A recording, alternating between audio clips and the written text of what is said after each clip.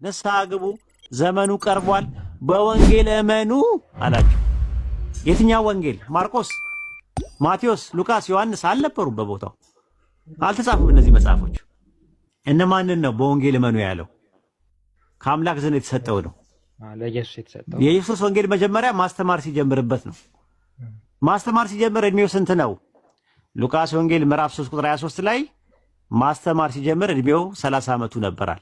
ከ30 ዓመቱ የነበረው ከከሌ ወለደ፣ ማርያም እንደዚህ ወለደችው፣ ጸነሰችው ምንድን ነው? ወንጌል አይደለም። ምንድን ነው ታዲያ? ማቴዎስ ወንጌል ምዕራፍ 1 ቁጥር 1 ላይ የኢየሱስ ክርስቶስ የትውልድ መጽሐፍ ነው የሚለው። የትውልድ መጽሐፍ እንጂ ወንጌል አይደለም። ወንጌል አንድ ነው የነበረው።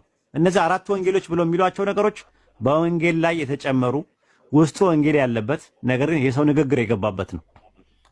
ፈፊሩ ኢለላህ